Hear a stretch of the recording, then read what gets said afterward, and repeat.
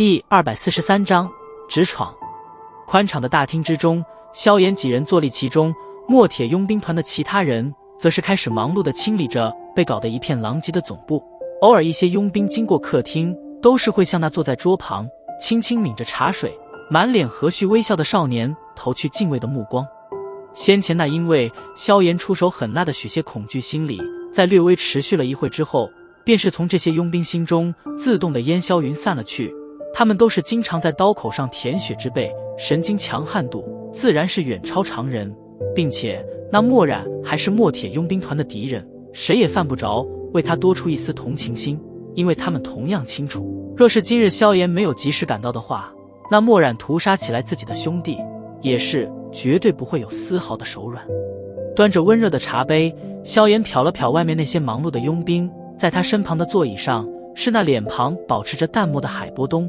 这位曾经的兵皇也并没有因为萧鼎两人与萧炎的关系而多出几分和善笑意。海老先生是我的朋友，脾气虽然略微有些，不过他可是一名真正的强者。瞧得那从进屋后便是保持着沉默的海波东，萧炎无奈地摇了摇头，冲着对面的萧鼎与萧丽笑道。萧鼎微笑着点了点头，眼角目光从海波东身上扫过，隐隐间的感应告诉他，这位淡漠的老人那单薄佝偻的身体之下隐藏着一股近乎恐怖的能量。哼，强者自然是有着强者的脾性，不然怎能彰显个性？萧鼎轻笑了一声，玩笑道。萧炎笑了笑，先是询问了一声萧丽的伤势后，这才微微皱眉，问道，告诉我究竟发生什么事了吧？为什么那沙之佣兵团会忽然间多出这么多的强者？还有青灵那小丫头怎么回事？听得萧炎的问题，萧鼎脸庞上的笑意缓缓收敛，苦笑着叹了一声，沉吟了一会，似是在整理着话语，好半晌后方才缓缓的道，半个月前青灵在一次外出后便是再未回来过，经过我的调查，她应该是被人抓走了。在她消失的地方，我们发现了剧烈战斗的痕迹，那里还有不少沾染鲜血的蛇鳞，想必应该便是青灵的那头双头火灵蛇脱落而下的。能够打败双头火灵蛇并且将青灵抓走，那么对方至少也是一名斗灵强者。手指轻轻地敲打着桌面，萧炎紧皱着眉头，疑惑的道，可谁会对青灵出手？她不过是一个小女孩而已，哪位斗灵强者会如此降低身份的来打她的主意？这我们就不太清楚了。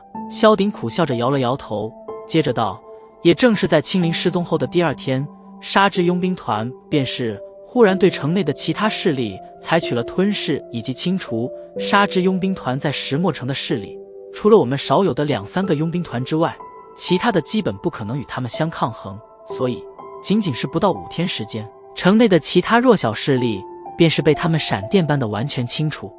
到了这个时候，我们几个势力稍强的佣兵团这才回过神来，当下便欲结盟抗衡沙之佣兵团。按照我们的计算，沙之佣兵团即使是有着罗布这名大斗师，可依然不可能轻易打败我们的联盟。不过在接下来的几天时间中，沙之佣兵团内便是忽然出现了一名大斗师以及好几名斗师。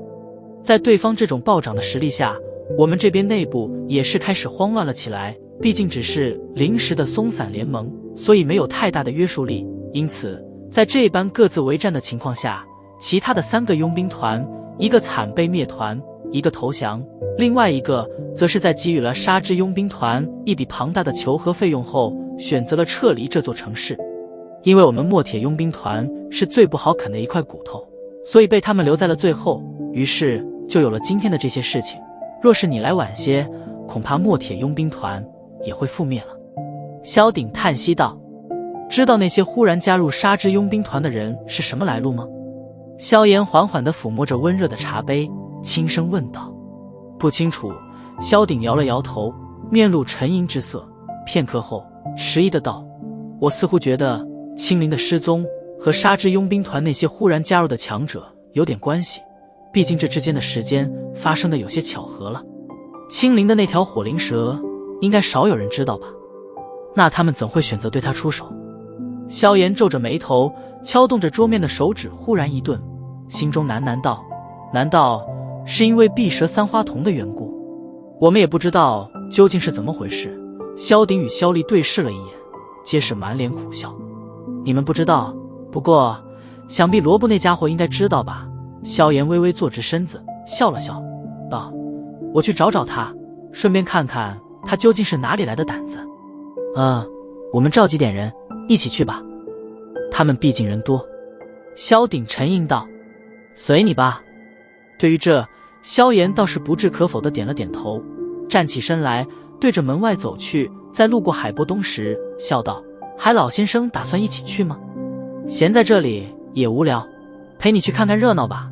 不过可别想让我出手，我出手费用很贵的。”海波东淡淡的笑道，笑着点了点头。萧炎举步行出大厅，其后海波东懒洋洋的跟随着，在后面萧鼎与萧丽便是迅速的召集了50多位精干的团员，然后一行人气势汹汹地冲出总部，一路满脸杀气，径直对着杀之佣兵团的地盘杀去。大街之上，瞧得这忽然蹦出来的一群满脸凶光的佣兵，周围的行人都是赶紧让路，旋即目光奇异地望着这群汉子，窃窃私语声低低地响起。咦，他们不是墨铁佣兵团的人吗？怎么这时候还赶出来？难道不怕杀之佣兵团了吗？是，刚才我听一位杀之佣兵团的人说，他们这次的行动失败了，那位大斗师都是死在了墨铁的人手中，现在恐怕这些家伙是打算去找场子了。什么？杀之佣兵团的那名大斗师死了？墨铁佣兵团什么时候有能与大斗师抗衡的强者了？诺，就是那位带头的黑衣少年，嘿嘿，很震撼吧？不过那位叫做墨染的大斗师强者，真是在众目睽睽之下被他给杀了。一名似乎是知道许仙内幕的路人，目光泛着敬畏地望着那群佣兵大汉前面的一位身躯单薄的少年，笑道：“靠，怎么可能？那少年恐怕还没有20岁吧？怎么可能打败大斗师？”路人的周围，一干人等皆是目瞪口呆，满脸的不可置信。看着吧，这一次我想那杀之佣兵团要倒大霉了，谁让他们这段时间如此嚣张？嘿嘿，路人幸灾乐祸地笑道。在城市中那一道道目光注视下，萧炎等人穿过几条街道，10多分钟后，那防卫森严的犹如铁桶一般的杀之佣兵团总部出现在了众人的视线之内。此时的杀之佣兵团明显已经接到了墨染被杀的情报，所以那门口之处，大批的佣兵正握着明晃晃的武器巡逻着，紧绷的脸庞上极其凝重。而当他们发现那出现在街道尽头的大群墨铁佣兵团时，脸庞上顿时涌上了慌乱。几名佣兵手脚并用地爬进大门内，然后飞奔着报告去了。淡淡地望着那些簇拥在大门门口握着武器，身体略微有些颤抖的杀之佣兵团佣兵，萧炎等人缓缓地停在了门口处。这里是杀之佣兵团的地盘，你们来做什么？望着那群堵在门口满脸狰狞凶光的大汉们，一名干瘦的佣兵色里内插的干吼道：“让罗布滚出来吧！”萧炎轻踢着指甲，抬起头来微笑道。沉默望着那站在最前面的黑衫少年，门口的所有佣兵都是保持着沉默。在先前从墨铁佣兵团回来的人口中，他们已经知道那位大斗师强者便是以一种极其凄惨的死状死在了这位笑容和煦的少年手中。算了，还是我自己进去找他吧。望着那群沉默的佣兵，萧炎无奈地笑了笑，朝前缓缓踏了一步。哗哗，随着萧炎的前进一步，那门口处的佣兵顿时满脸惊慌地急退了一步，整齐的步伐声听上去颇为滑稽。团长有令，杀了他们，不惜一切代价。谁杀了那黑衣家伙，赏5万金币。沉默之间，大门之内忽然响起一声大喊。随着这喊声的落下，门口处的佣兵眼睛顿时亮了起来，再次望向萧炎的目光中少了几分恐惧，多了几分贪婪。清楚地感应到这些家伙的变化，萧炎轻轻地摇了摇头，也懒得再废话，挥手将身后那些准备抽刀子上的墨铁团员阻拦而下，再度踏前了一步。杀了他！在那巨额悬赏之上，终于是有一名佣兵经不住诱惑，紧握着锋利的武器，满脸狰狞地对着萧炎冲杀而去。他的举动无疑是起到了连锁反应，顿时，那后面的佣兵也是满脸凶光地握着武器，对着萧炎冲了过来。凝望着那些暴冲而来的几十名佣兵，萧炎缓缓地吐了一口气，双手微微旋转，旋即猛地推出吹火掌。随着萧炎手掌的推出，一股凶悍无匹的劲气猛地突兀地浮现而出，然后夹杂着那能够将一块巨石掀翻的劲风，狠狠地砸在了那几十名佣兵胸口之上。噗嗤噗嗤，劲风砸在身体之上，犹如那被千斤巨石砸中一般。几十名满脸杀气的佣兵顿时脸色一白，旋即一口口鲜血喷射而出，像是下起了一场血雨。轻拍了拍手掌，萧炎瞟了一眼那转瞬间便是变得空荡的大门，转过头来对着那些满脸愕然的墨铁佣兵笑道：“走吧。”说完，他便是率先踏进其中，大摇大摆的模样，犹如进自家门院。望着前面少年的背影，众人面面相觑，皆是有些无语。一掌掀翻几十名普通佣兵，这家伙也太不正常了吧！哎，变态的家伙啊！萧厉叹息了一声，与萧鼎对视了一眼，两人无奈地摇了摇头，然后举步跟了上去。杀之佣兵团的确不愧是石墨城最强大的势力，这刚走进大院之中，顿时上百名手持明晃晃武器的佣兵便是围了上来。虽然这些佣兵比起墨铁的团员少了几分肃杀气质，不过这般多人一凑起来，还是颇有些声势。望着这些阻拦在前面的大批佣兵，萧炎脚步没有丝毫的停留，掌心推送之间，铺天盖地的凶猛劲气极为霸道的暴涌而出。在这股劲气的攻击之下，凡是实力在斗者5星之下的佣兵，皆是吐血倒退。仅仅有着一些实力稍高点的，方才能够将萧炎这种大范围的气劲攻击阻拦而下。不过绕是他们抵挡住了萧炎的气劲攻击，可还来不及窃喜，那鬼魅般的身形便是闪现眼前，并不显得如何壮硕的拳头，每一次轻飘飘的挥击而出，都会有着一名佣兵重伤晕厥。一路走过，望着那些倒在小路两旁不断打滚哀嚎的杀之佣兵团团员，萧炎终于是再度领教了一次玄阶功法的强横。这若是放在以前，他仅仅只能使用5次的吹火掌斗技，恐怕体内斗气便是得宣告枯竭。而现在这玄阶功法却是能够支持着他随意的挥霍，这之间的差距简直就是天壤之别。一路横冲直撞，萧炎似乎是打出了瘾，身形化为一条黑影，穿梭在那些实力仅仅只是普通斗者佣兵群之中，身影闪掠过处，漫天鲜血飞舞，人影倒射。跟在萧炎的身后，萧鼎等人无语地望着前面那些不断吐血倒飞的佣兵。从进门到现在，他们没有一次出手的机会，前面的那黑衣少年就犹如是有用不完的精力以及斗气一般，这般毫不怜惜的挥霍，让的旁人都是有些心疼。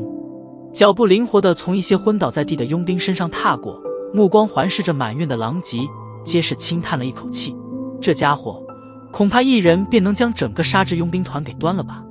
紧闭着大门的大厅之中，几十人坐立不安地在其内走动着，听得那门外不远处响起的惨叫声，他们的脸庞上都是布满着惊慌，一股恐慌的气氛笼罩在大厅内。在大厅首位位置，罗布脸色略微有些苍白地坐在其上，手上端着的茶杯轻微地颤抖着。他抬头望了望大厅，然后将目光转向身旁不远处的几人，这几人身上并未穿着杀之佣兵团的服饰，在他们的胸口位置也并未有杀之佣兵团的团徽。几位，我早就说过，墨铁佣兵团的萧鼎与萧厉有着一个实力恐怖的弟弟，你们却仍然要一意孤行地毁灭他们，现在可好？那家伙回来了，现在也打过来，我们如何抵挡？罗布的声音因为愤怒而略微显得有些尖锐。罗布团长，不用太过担心，那人的实力的确有些强横，不过从他与墨染长老战斗的情况来看，远远并非你所说的或许是一名斗王强者。虽然他最后战胜了墨染长老，可他也是受了伤，所以以我的猜测，他的实力顶多也就在2星或者3星大斗师左右。然而罗布团长，你可是一名4星大斗师，何必惧怕他？更何况只要你能坚持一段时间，我们便会发讯，然后我们家族的大长老便会赶来，到时候凭他老人家斗灵的实力，难道还怕一个毛头小子不成？处于几人首位的一名壮年男子笑道：“我不知道在与墨染战斗时，他是否保留了实力。不过，当初他诡异地来到我的房间，那种速度，我敢说，即使是一般的斗灵也不能具备。”罗布阴沉着脸道：“当时罗布团长可与他交了手？”男子笑问道：“没有。”“哼，这就对了。或许他的速度的确很快，不过强者战斗，速度可并不是最主要的东西，说不定那家伙也就只有速度快而已呢。”闻言，罗布脸庞上闪过一抹迟疑，心中逐渐的盘转起来，倒也是略微点了点头。当初因为萧炎的诡异出场，所以他也被震得有些慌乱。